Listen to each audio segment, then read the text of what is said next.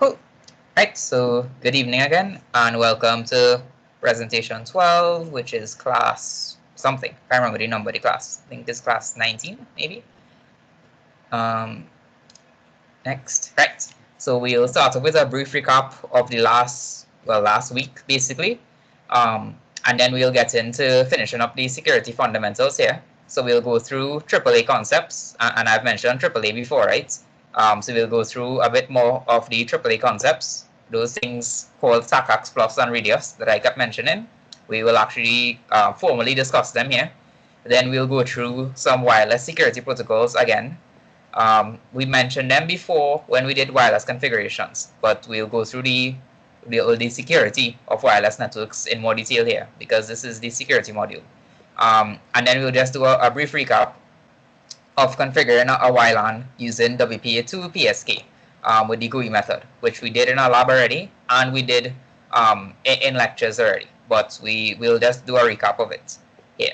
And then, of course, we'll start the automation stuff, the first two topics in the automation section in the second half of this class. Right, so first, a brief recap. So we started off the last class, or the last two classes, discussing the use of local passwords on our Cisco devices. We discussed the use of enable password versus enable secret. So if you remember, I showed you all that you could use either one to password protect that enable command. So if you want to change anything, you have to type the en first and then the config z, remember. And if you want to password protect that en section, you use either enable password or enable secret. And I showed you how if you use enable password, you end up with a plain text password that is clearly visible in the configuration. And even if you use your service password encryption command, it is still easily crackable because that encryption protocol that Cisco uses is so weak. You could literally go on a website and crack that password very easily. So anyone could pull your config files or sniff the traffic over Wireshark and get your enable password. And then, one day you'll just so happen to have SSH on a public IP, or you'll let someone access your network devices from some IP internally to your network. They will get access to it, and then they will have your password to easily change something on that device. So we always push enable secrets as the much more secure option here. So we went through the use of the password command for simple password authentication, and the use of the service password encryption command to add some level of encryption to our plaintext passwords. So it's easily crackable, but it's better than nothing, right? So we also went through the use of local user accounts with the password command and the use of local user accounts with the secret command, which makes the password much more secure. So in the same way we could do enable password, we could do username and passwords or username and secrets. And we get that much higher security with the secrets always. So speaking of secure passwords, we then moved on to discuss a few factors related to password policies for yourself and for your enterprise. We discussed the use of password managers to properly generate, store, and retrieve passwords for applications instead of the old school methods of writing passwords in notepads and text files or using passwords. So of course this trend continues, and we all know people who do this. They either write down their password somewhere or they put it in a notepad file or a text file somewhere and save it. And what I'm saying now is the better way is to use something called a password manager. It's not that much more difficult once you get it set up. So you just go through and Google something like LastPass and install it. And instead of having to memorize passwords, you just use LastPass instead. It will generate your password. It will save it for you. It could even show you the password if you really need it, and then you could just copy and paste passwords out of that app. And the most important thing there is that the password manager encrypts your password with a very strong encryption algorithm. I believe LastPass uses 256 AES, which is a very strong encryption algorithm, as opposed to a plain text notepad file. We also discussed how the addition of particular elements like length and differing characters or case can add additional complexity and can aid in password security. And of course, using passphrases can also help, right? That kind of contributes to the length there. So use some long words that would be very difficult for an attacker to guess. We then discussed the use of multi-factor authentication, where we use elements from different groups And remember, the groups were like things you know, things you have, things you are, things you do.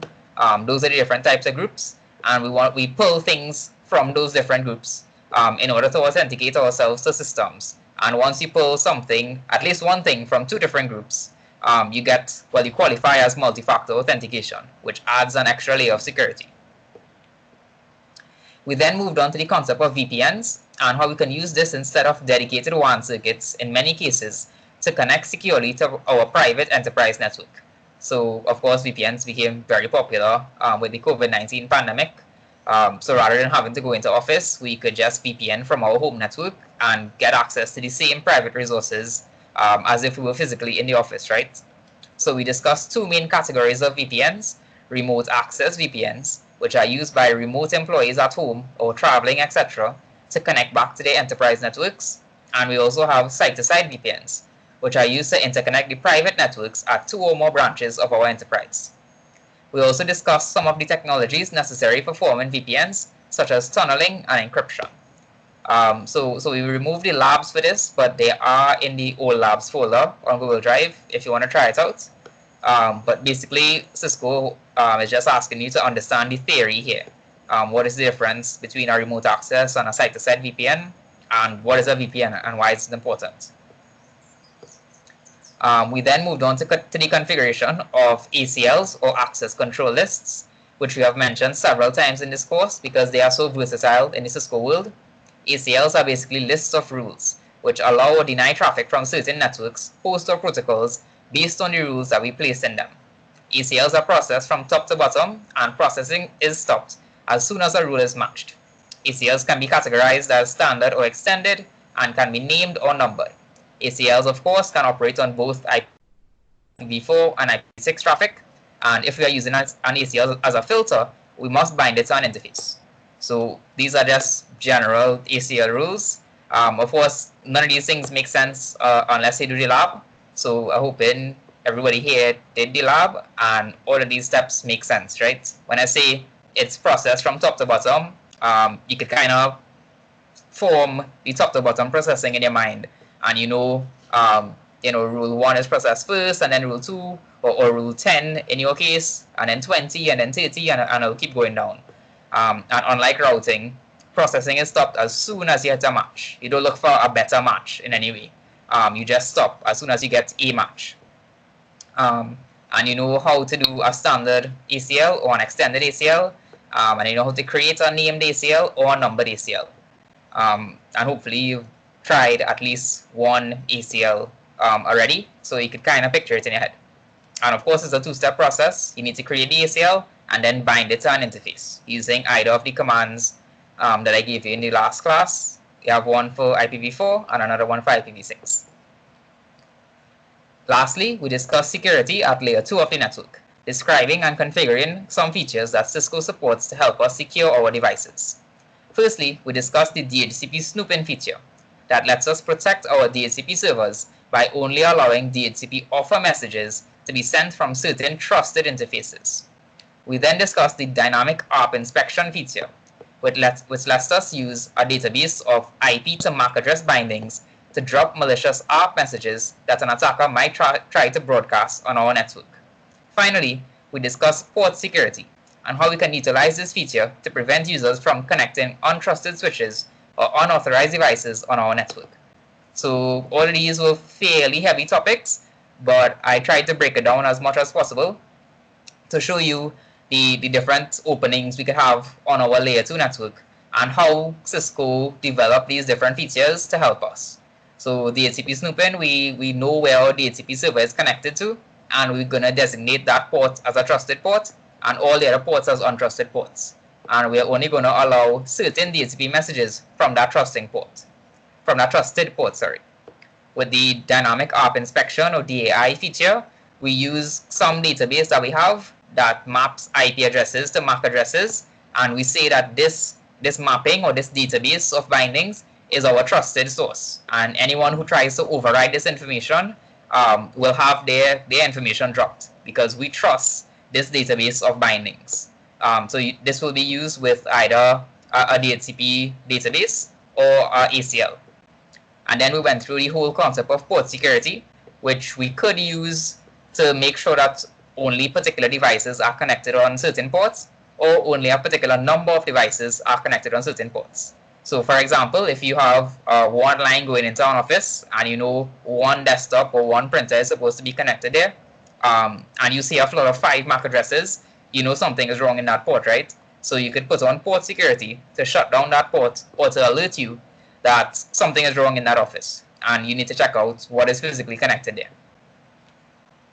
So that was everything we covered in the last few weeks, probably the last week alone.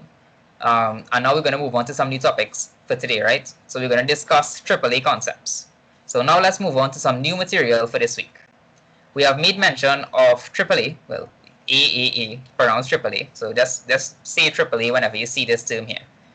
So AAA frameworks throughout this course. Now let's explore more of what AAA is about. As we discussed before, user accounts can be created locally on Cisco devices. This approach is simple and quick to configure, but it does not scale well. Just consider this as an example. John is an engineer in your enterprise, so in your business, right? You configure an account for John on all 100 of your switches and routers. One day, John leaves and is replaced by Timothy. You now need to log into all these devices and replace John's account with Timothy's. So it's 100 devices and 2 or at least 2 operations you need to do, right? You need to delete John's account and you need to create an account for Timothy. And you need to do that on all 100 devices perfectly. Because if you mistype, password on one device, then that's it. Timothy can never log in correctly to all of those devices. So you can see how time-consuming and error-prone this is, right? So to solve this problem, we can allow all devices on our network to reference a centralized database of users, rather than having each device maintain their own user login data. Once each device on our network is configured to utilize this central database, rather than their own local database, we only have one location to maintain or update records. Popular AAA protocols include Radius, which is Remote Authentication Dial-in User Service, and TACACS Plus, which is Terminal Access Control System. So you'll see different bits of software that are basically based on these 2 protocols being used in your organization. So this was the example I gave for Radius, right? So move thing. Okay, I'll move the pointer, right? So client sends a request for access to router. So for example, this person is trying to SSH into that router, and that router has a Radius client. So that router will send a request back to the switch, and then that switch would forward the request to the Radius server, and the Radius server would query the credentials against its database. So it would say, okay, this client is trying to log in with a username of Timothy and a password of Cisco's secret password. This is an example. And then the Radius server would say grant access or deny access, and then it would send back a message to the router and say these credentials were correct, grant access, or these credentials were incorrect, deny access. And then the Radius server would now, the Radius client, which is the router, would now come back to the desktop here, the client, and say your access was granted or your access was denied, depending on what they enter.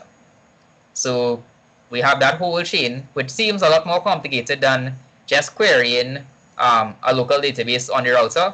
But these messages are extremely small, and this process happens, in the blink of an eye. You won't even notice the difference when you log into these things.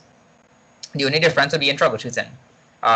If you think your username and password is correct, you don't go to the router to check credentials anymore. You go to the Radius server, with a super user account or with a root account, and you check and verify your credentials there. Because this Radius client or this router now doesn't actually store any credentials locally. He just relays the request to this Radius server and then relays the response back to the client. Yep. So what exactly do the 3 A's represent? Authentication, authorization, and accounting. So that's the 3 A's, right? So authentication is the process of verifying who a user is by checking usernames and passwords or SSH certificates, whatever it is the user submits to authenticate. So with authentication, we're verifying who you are. So i.e., what is your username? Prove that you are who you say you are by supplying the correct password for that username, etc. So authenticate against me by submitting something that only you should have or only you should know. For example, if you have a PIN that you know, or an access control card that you swipe, or a fingerprint that's supposed to belong to you. All of those are authentication methods. So that's the first A. The second A now is authorization.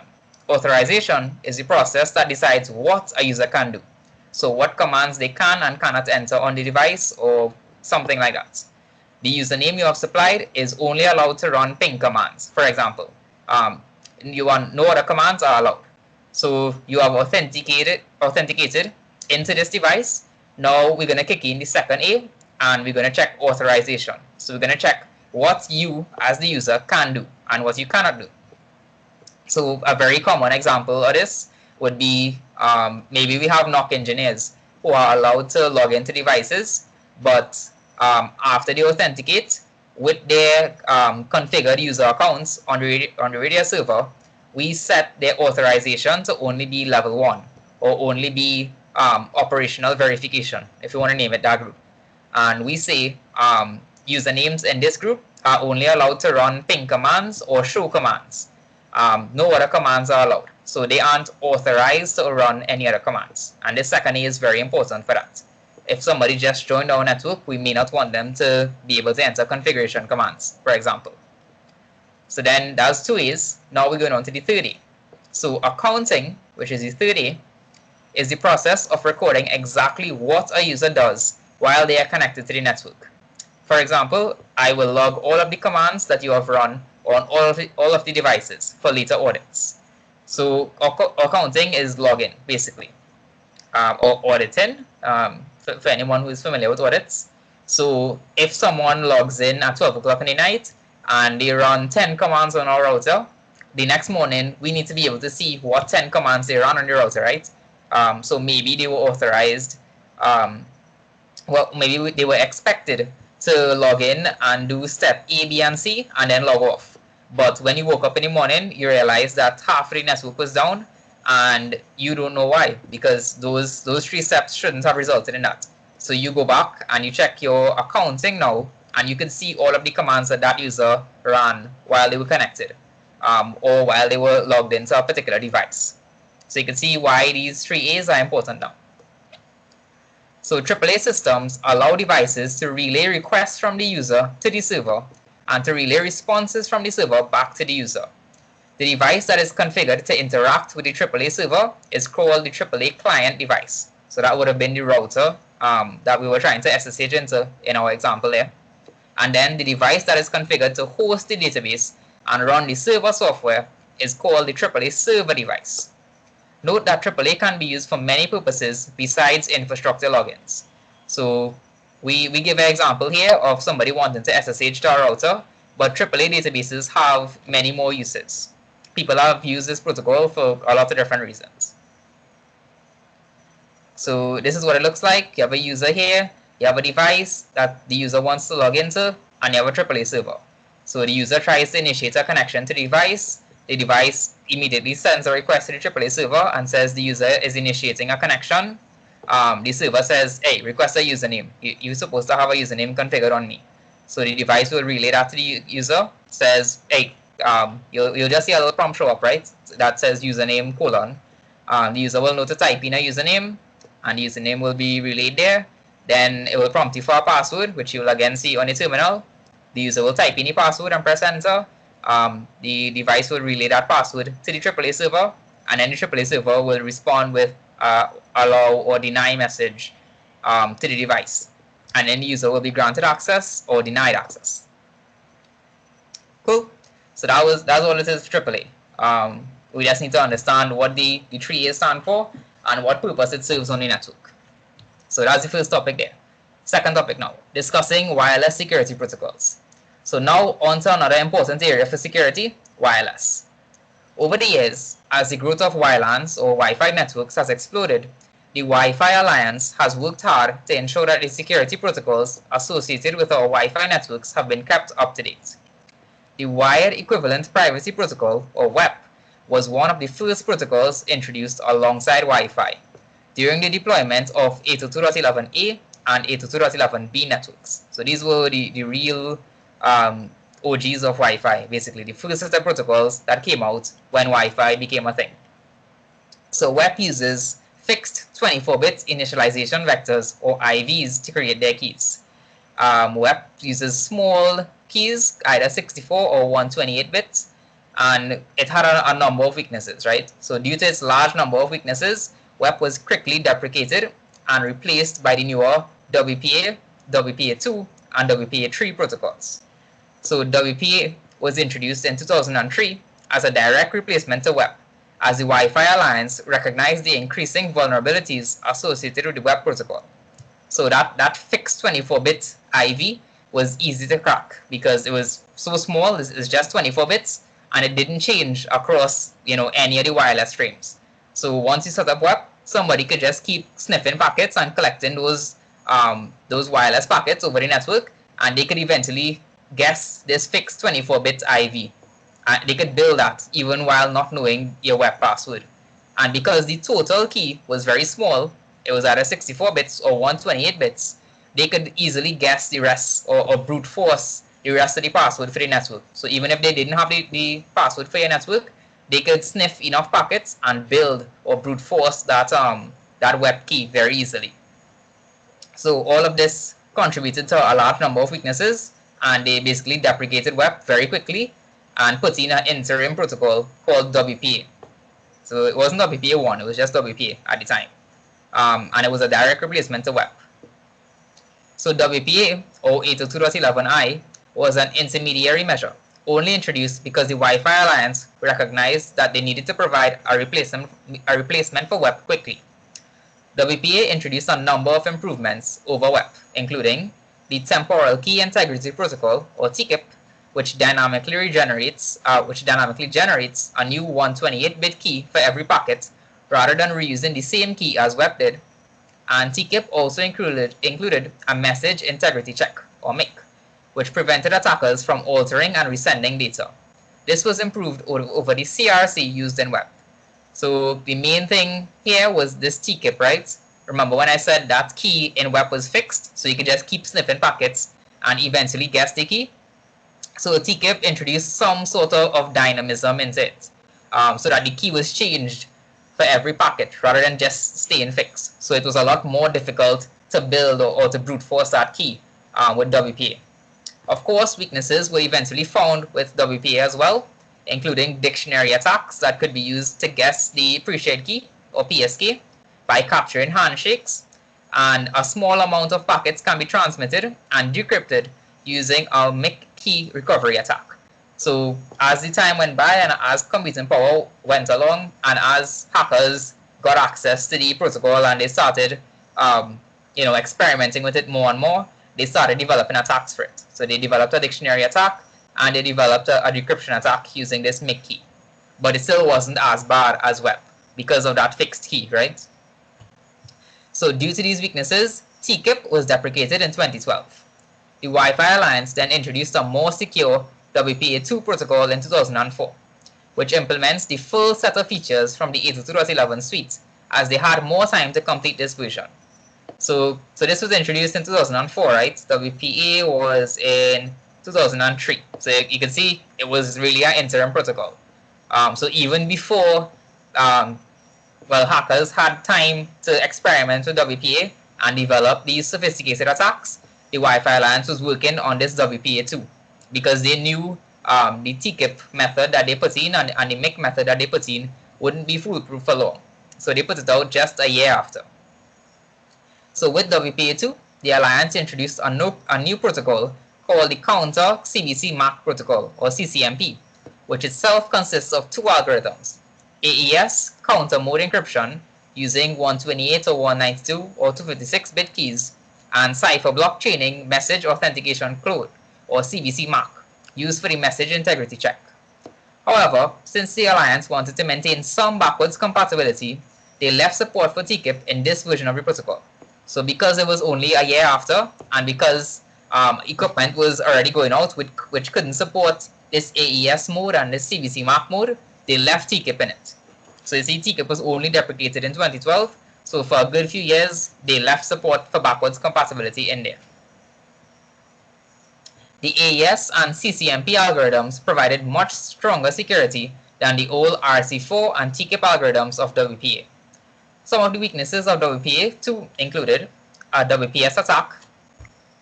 So WPS was introduced as a simpler way to connect to a WLAN using a simple pin, but several attacks have been developed for this.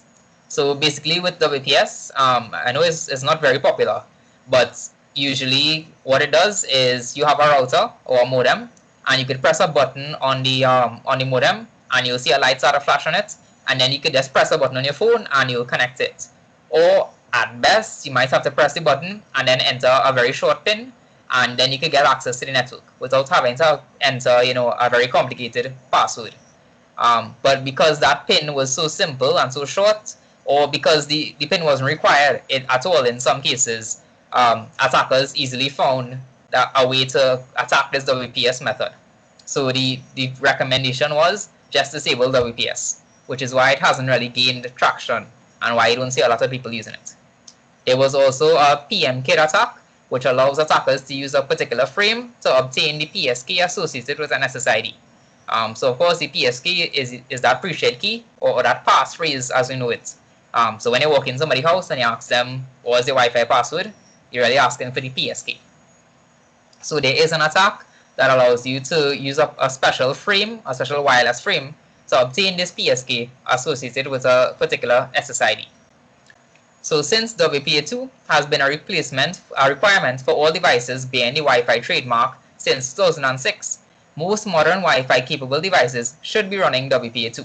So basically the recommendation here is if you have Wi-Fi and you're running Wi-Fi now in 2020, use WPA2 because it has been a requirement since 2006, and both your modem or your access point and your laptop or your phone should be able to run WPA2 and AES and CCNP. So try not to fall back to this TKIP protocol that was included as a backwards compatibility measure. Now the latest version of WPA is WPA3, which was first introduced by the Alliance in 2018. So WPA3 introduces an even stronger encryption suite by adding a protocol called the Gallios Counter Mode Protocol, or GCMP. GCMP still uses AES for encryption, but now supports higher key lengths. GCMP also introduces a stronger message integrity check, or MIC, called Gallios Message Authentication Code, or GMAC. WPA3 also incorporates the simultaneous authentication of equals for stronger initial key exchange, and supports better security of management frames using 802.11w. However, since WPA3 is still so new, many devices may not have support for it. So you'll hear wireless protocols coming out really quickly. So you'd have heard 802.11ac, which is sort of the current standard, and then you had AX after that, and you'll hear a lot of new versions coming out. And WPA3 is the newest in terms of wireless security. But of course, you have to maintain backwards compatibility with the lowest common denominator in a network, right? So you can't go and say, I only want WPA3 in my network, because then you'll have people coming in with WPA2 only capable devices. So you have to kind of balance your security with your usability again here. So all three versions of WPA can be configured in the following modes: personal or PSK mode, which is where clients supply a password or a pre-shared key, PSK, to connect to the network. So that's what we are accustomed to with our home Wi-Fi networks.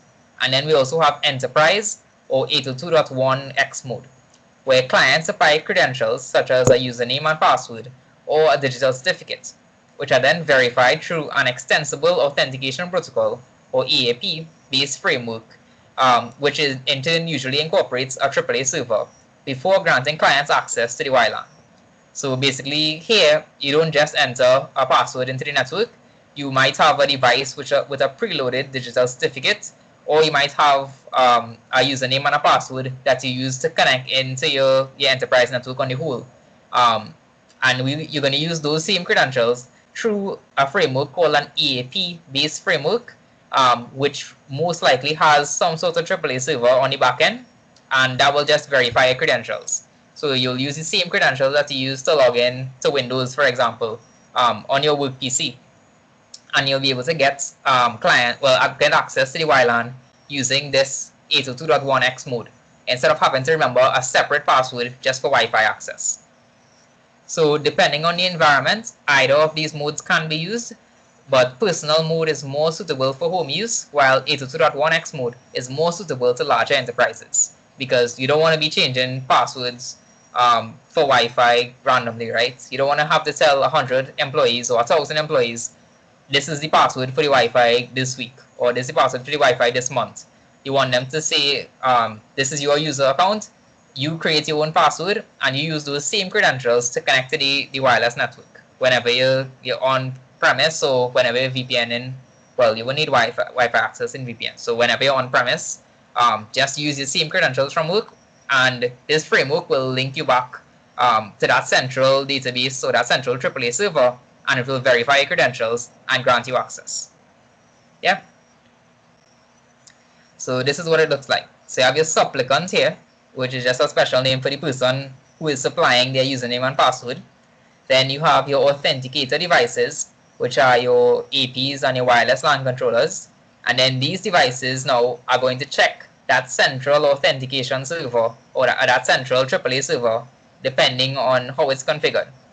And then that server will respond with a allow or a deny based on whether their credentials match or whether they don't match. So that's how EAP-based authentication works.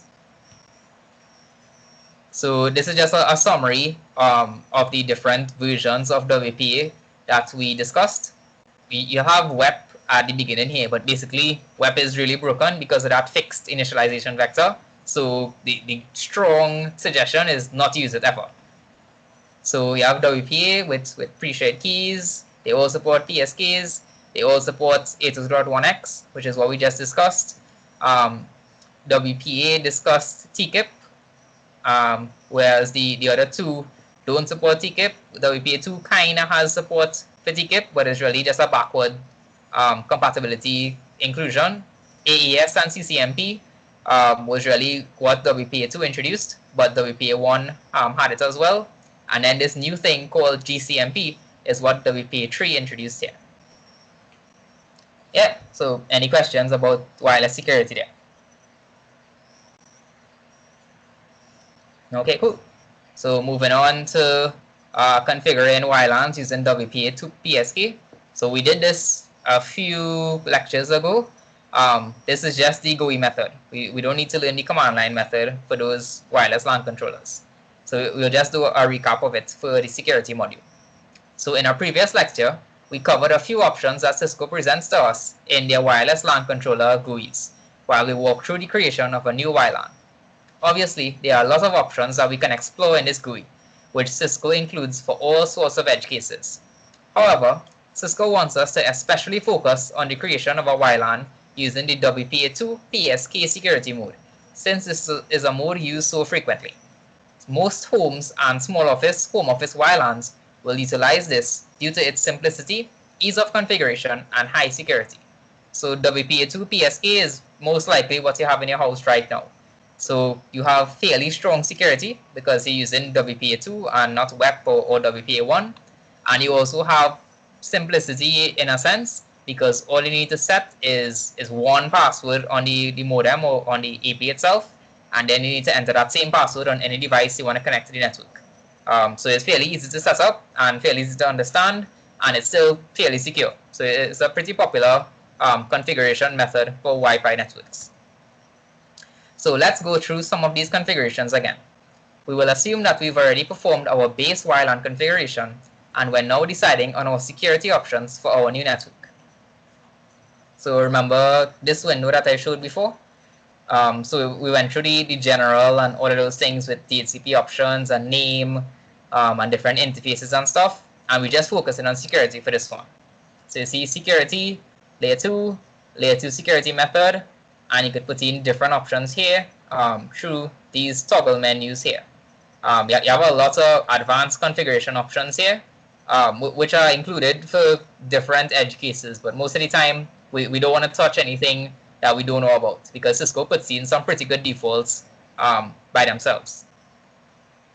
So this page provides a ton of controls for very granular security settings, but we will be focusing only on the main ones. The following table shows the layer 2 security options.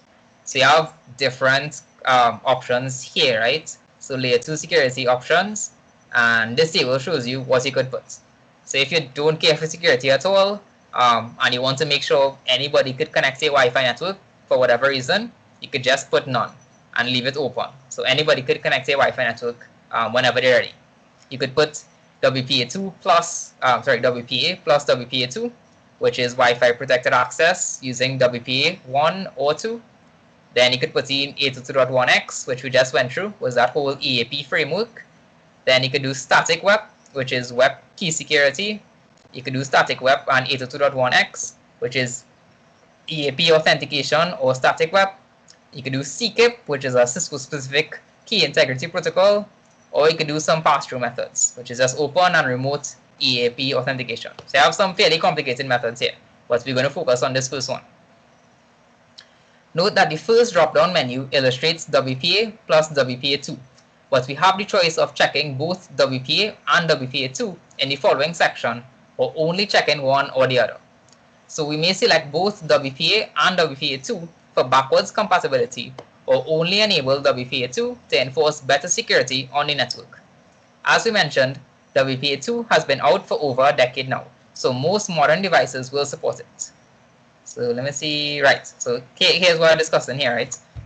Here in this layer 2 security dropdown, you could put WPA plus WPA2, but here you could filter it some more. So if you uncheck WPA from here, you will see we're only allowing WPA2, right? So this is not checked, so don't allow WPA1. Of course, if you have some old laptops or old phones that don't support WPA2, then you need to recheck this to allow them access to the network and allow them to fall back to that older security method. Next, we can select which encryption algorithms we want to utilize in our network. At a minimum, we want to ensure that AES is checked, as it is a secure and popular algorithm that most WPA2 devices support. We may choose to enable TKIP for backwards compatibility with a few devices, or leave it disabled for security reasons. CCMP 256, GCMP 128, and GCMP 256 can be selected if we want to allow capable devices to use these stronger encryption algorithms. Remember that these newer algorithms may not be implemented in certain devices, so you should leave AES checked as a fallback mechanism. So we're talking about here, right? At the bottom here, we have different encryption algorithms that we could support. So I should have it here, right here. So you see, we check WPA2, and then we could check AES, TKIP, CCMP, GCMP, or GCMP 256 if we want to support these different encryption types. So AES is really the standard for WPA2, so we want to ensure that at a minimum we have this checked. But if we want to allow devices that support them to support these stronger CCMP and GCMP methods, we could feel free to check all of them. If we need to allow fallback in the next direction, then we could also allow TKIP. But of course, TKIP has been deprecated and it is weaker than all of these protocols. So we only want to check this if we need to. Finally, we decide on our authentication key options. As we mentioned earlier, we can either use PSKs in small networks or EAP-based 802.1x frameworks for larger networks. PSK is a much simpler framework to set up, and Cisco only wants us to understand this method for now. To use PSK, we simply check the PSK box and enter the ASCII pre-shared key, or PSK, that we want to use for our network. So you see here, we check PSK here. So we have different frameworks that we could support. Cisco just wants us to know how to do this PSK method. So we just check the PSK box here and then put it in ASCII, which is plain text or the text that we support, and then you enter your password here, whatever it is, Wi-Fi, secret password, Cisco, secret Wi-Fi, some random string of characters that we'll write down somewhere, whatever it is you want to put, just enter it here. Once we complete this setup, we simply click on the apply button in the top right hand corner to apply our security settings to our WLAN. These settings will be fully suitable to any small office home office network. So you see there, right? So apply there and you'll get these settings. So we left most of the stuff by default because Cisco has some pretty good defaults. We don't need to go over the advanced wireless parameters in the basic CCNA course. If you need to understand wireless really well, there is a CCNP course called wireless, so you can understand all of these more advanced settings like fast transition and how wireless frames work and all these fancy settings. But for the CCNA level, we just need to understand these basic commands and why we would need to prefer WPA2 over WPA1. What's the difference between PSK and 802.1x? Those kind of basic settings. So that's it. Give 5 minutes to just get some water, and then we'll come back and start the automation section of this whole thing. And let me know if you have any questions about the security module, because that's it for security, basically. So let me know if you have any questions about this section here.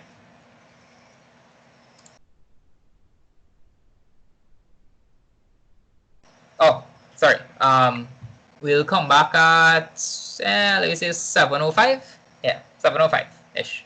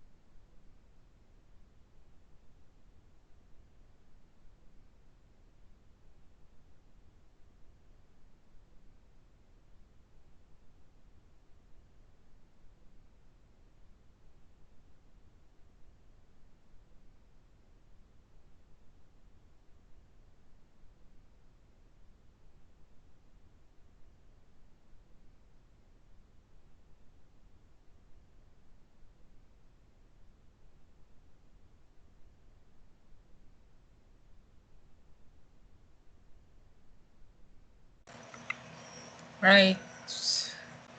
Ready to start up. Present.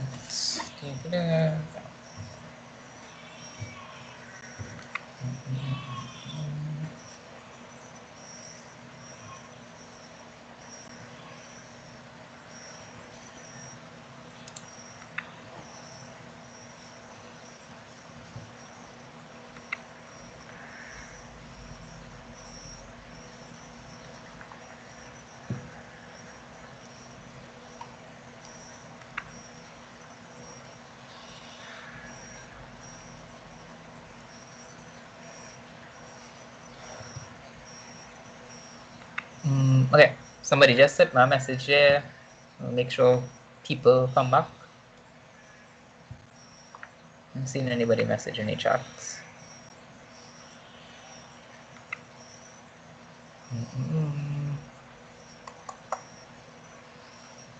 Okay, cool.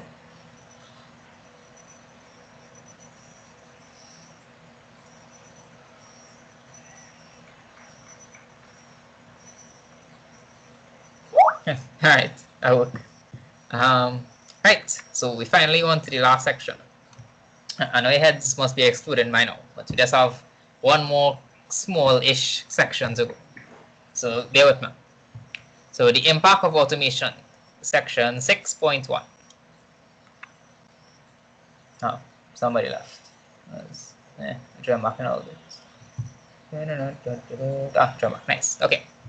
So now that we've covered the basics of security at a CCNA level, let's move on to another hot topic in our field, automation. So once upon a time, network engineers like ourselves configured entire networks exactly in the manner that we have been configuring them in this class.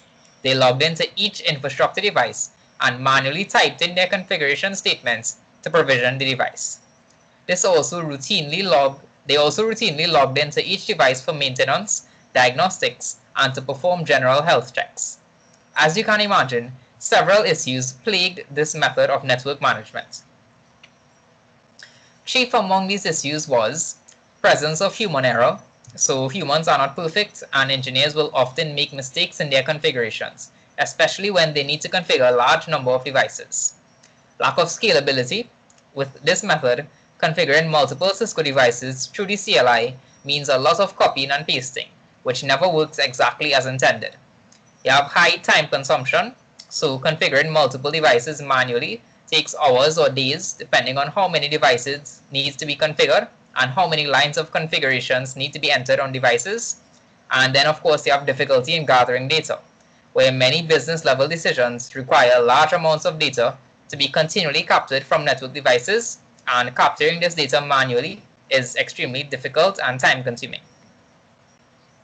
So over the last decade or so, engineers have been working feverishly to address these issues through the process of network automation. To understand the impact of automation, we first need to understand how automation changes the network.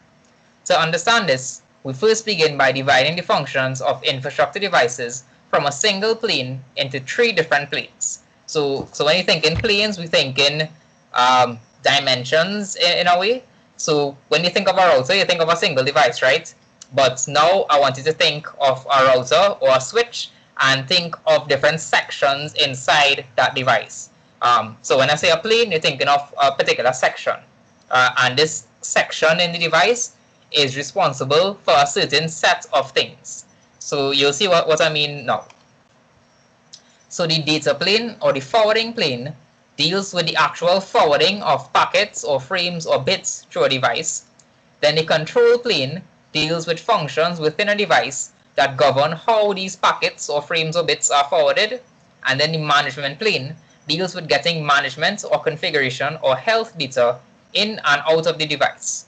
So from this description, I hope you can see the different sections or the different responsibilities that we're trying to portray here, right? So we're taking a single router that does all of these things. So our router would have actually forwarded packets and actually run OSPF or spanning tree or all of these things that govern how the packets are forwarded. And it would have handled SSH sessions and passwords and radius databases and all of these things.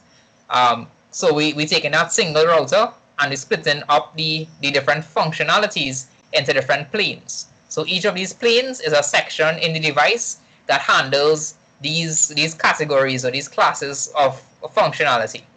So you have a data plane or a forwarding plane that deals with the actual forwarding of packets.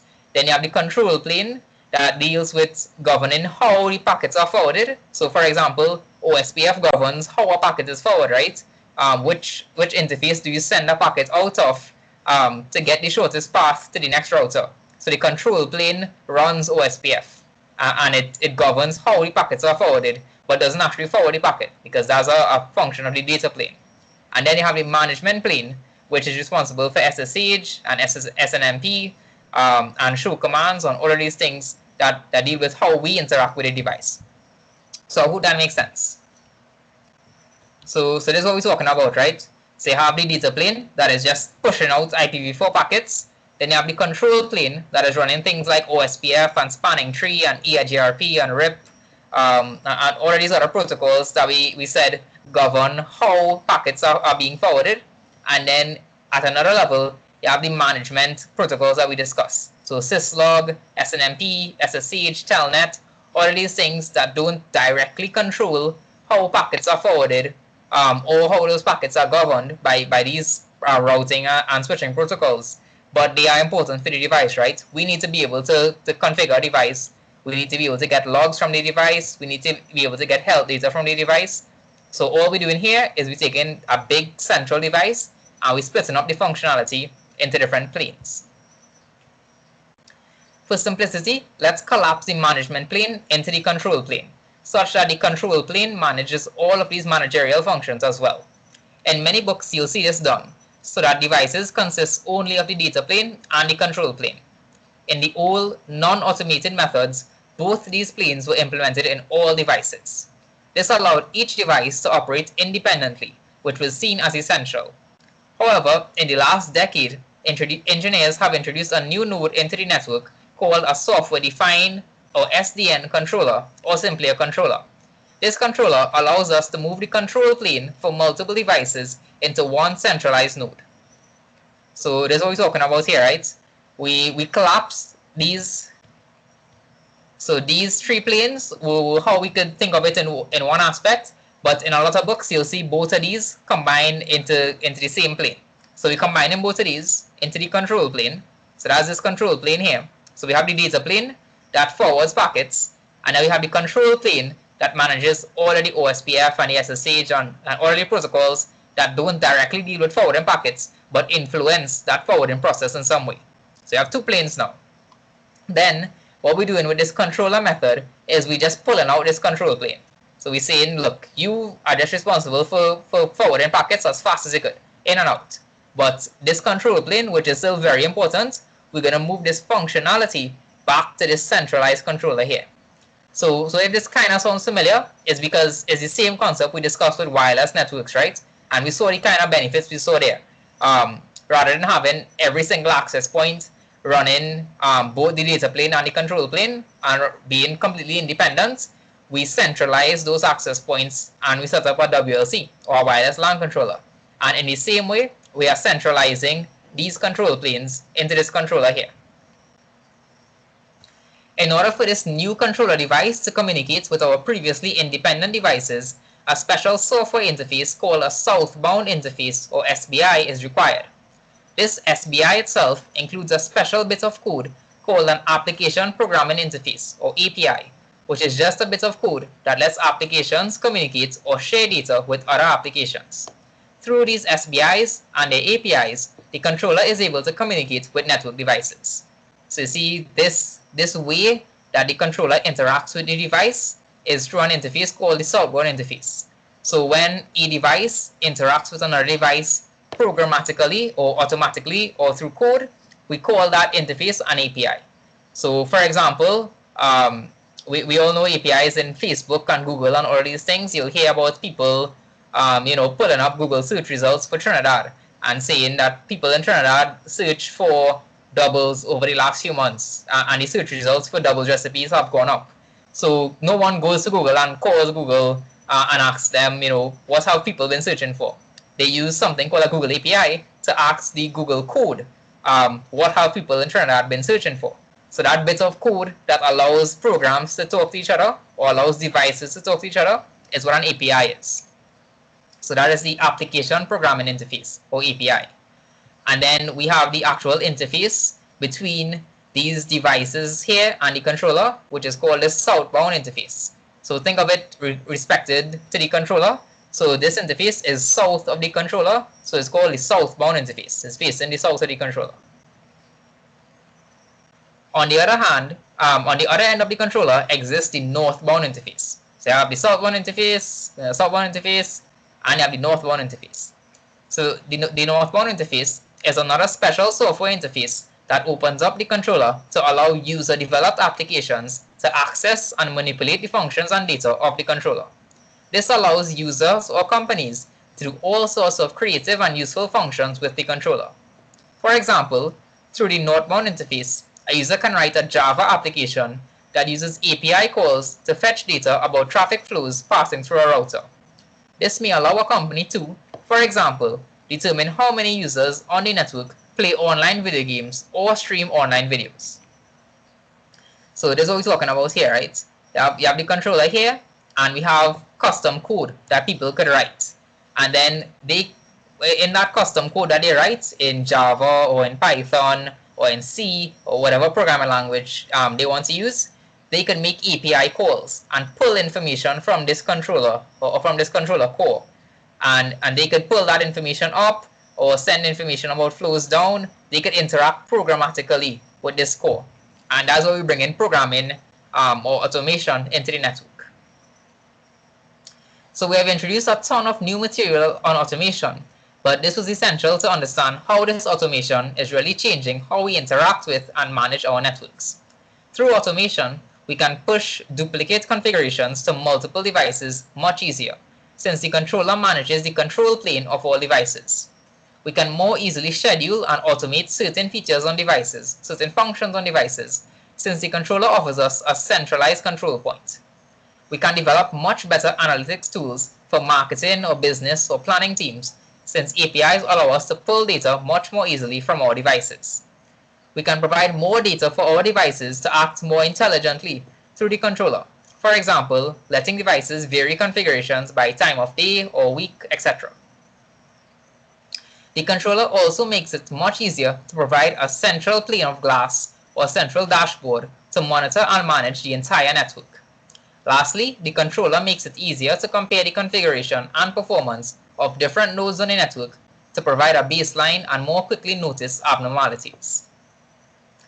So I hope that makes sense, right? This whole concept of, this is the best diagram to show it. The whole concept of splitting functionality into two planes or two sections, and then just eliminating one section to allow the devices to be managed by the centralized controller. And then to allow the controller to interact with the devices, we have these southbound interfaces and we have the northbound interfaces where we put our own code into the controller. So just as an example, we could write a Python script and tell the controller at 4 p.m. sharp every day, switch off all our routers because we don't want any networking going on after office hours. Just as an example. So we would write that script and it would interact with a northbound interface here. And then the controller would use its southbound interface to push that configuration to the network devices and tell them, shut down at 4 p.m. And then in the next day, start up at 8 a.m., for example. And all we do here is we write a script and we push that script to the controller. And we went through a lot of the other benefits that we could see using this automation and using this centralized configuration. So now let's move on to the next section, which is traditional versus controller-based networking. By understanding this movement from independent infrastructure networking or traditional networking to controller-based networking, we can also begin to recognize the paradigm shifts resulting from this movement.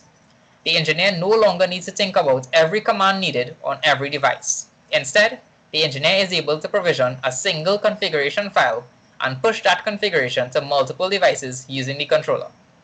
For example, the LAN automation tool of the Cisco DNA controller allows you to create entire networks by pushing configurations from the controller itself. The controller can also automatically detect devices that can be provisioned. So this is a screenshot of the Cisco DNA Center appliance, right? So this is just one example of what that controller could be. So this is what it looks like here. So you see here, we have this LAN automation tool, and it will discover, you see, device prefix, primary device, pair device, primary device interfaces, status. So it'll pull a bunch of useful information from it. It could even detect the pools running on it and the LAN, the network that is actually configured on it, and then it could go and provision this device. And you see initialized here, so it has taken a configuration file and it has pushed it to this device because it's recognized that this is a compatible device. And then if you look here, you'll see uptime, serial number, what physical site it's at, what IP address we're using to communicate with it, what type of device it is, what is the name of the device. So you can see all of this information just pulled and presented in a very nice format rather than a command line interface. Additionally, the engineer does not need to worry about differing configurations on different devices. The controller manages the configuration files being pushed to devices. This allows it to check for example, duplicate IP addresses or out-of-date ACL entries that conflict with new entries being added. This has the added advantage of reducing issues stemming from attempting to duplicate configurations manually using the old copy-paste method, as well as time wasted troubleshooting these issues. In fact, less time is spent troubleshooting the network overall, as the controller continually monitors the network and alerts users in an easy-to-read manner through its GUI. Engineers also benefit from a simplified model of network-based configurations versus device-based configurations. Rather than having to go into the fine-grained detail about which access control list entry to solve a particular problem, for example, controllers allow engineers to define broader firewall rules based on their intent. As another example, controllers may allow engineers to simply allocate an entire IP pool to a site and let the controller worry about how those IP addresses are distributed in each link or node. So just more features we're going into here. So you could put an IP pool and assign it to an entire site, and then let the controller intelligently assign IPs based on the devices. So you see, you put in the pool here, and you just write up your nice gateways and your subnet, and let the DNA Center appliance handle the fine-grained details of how to split up this network or how to subnet this network. Lastly, but perhaps most importantly, controller-based networking opens up the network to more creative and robust methods of management and analytics through the northbound APIs. Through these APIs, we can quickly develop applications and scripts that can help us with all sorts of networking tasks that would have been otherwise difficult or tedious to perform. For example, there are two scripts available at this GitHub account here that allow you to quickly locate a host by MAC address or IP address, or quickly perform a trace from one IP to another. So this is the official Cisco DevNet GitHub account. So feel free to click this and check out some of these scripts that are there. Even if you don't know programming, they have a lot of plain text descriptions, so you can just see some of the advantages that the controller would offer you. So to illustrate another example, the author of this Cisco blog here was able to construct a quick Python script to display the following important data on his network without having to manually SSH into each device and run show commands. So you see, he ran this Python script here, and he was able to pull this table. He was able to pull the host name, the platform ID, the software type, software versions, uptime, serial number, and management IP. And if you ever work in any networking environment, you'll know that this is very common functionality. You always need to do audits and device inventory, basically, to know what devices you have in a data center and in the office, what the serial numbers of those devices are, what versions they were running, what types of software they're running, what platforms they are, when they were last restarted, those kind of things. So with this script, he was able to pull this thing automatically. And the advantage of these scripts is that whether it's 4 devices or 400 devices, the script will be able to run it in a matter of minutes, most likely. So you don't need to SSH into all these devices and manually pull this information. So that's it. It was just a very descriptive example.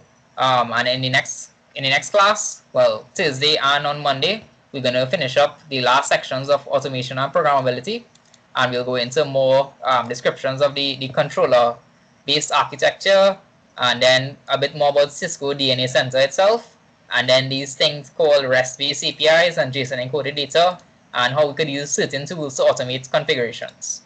So that's right. That's all of these topics here. Now, if you look at all these topics Cisco put here, they use words like explain and compare and describe, recognize, interpret. So all of it is theoretical, right? They don't actually code anywhere. So you don't need to learn any kind of code for the Cisco exam. Even this new version with this whole automation and programmability section added in, you don't need to know how to write Python or Java or C# or anything like that. They don't want you to learn anything like that. But I know when I read this topic, at least, well, all these topics, it seemed very abstract to me, right? So I wanted to go a little bit further and give you all the choice to do some of these things hands-on, because I don't think you really understand it until you actually start coding or doing something by yourself. So that's why I included Lab 20 here in the labs folder. So it is an optional lab. You don't need to do it for the Cisco exam at all because it isn't in these topics, right? They don't want to know anything about automation. Well, how to configure any automation. But if you're curious about it and you want to actually play with Cisco DNA Center a little bit and understand how you could use a script to pull this information, give Lab 20 a try. The hardest part is honestly setting it up. So like the first half of the lab is installing different scripting tools and all of these things. And then the second half will be actually just copy and pasting scripts and running it in Cisco DNA Center and seeing how you could pull data from it or write data to it. So if you want, give Lab 20 a try. If you're stuck anyway and you're not interested in learning this stuff at all, don't worry, it's not on the exam. Because as I said, it's all theoretical here. So it's not like the rest of the labs where they actually said you need to learn to configure these things. It is all theoretical. And of course, if you're stuck in it and you want to actually get through it, give me a call and I'll most likely have to share my screen with you and kind of guide you through the installation. Because it's a set of stuff you have to install, basically. You can't use Packet Tracer for this stuff now. So that's it. Any questions about the last section in security or automation and programmability? And all of this stuff very ahead of the curve in Trinidad, right?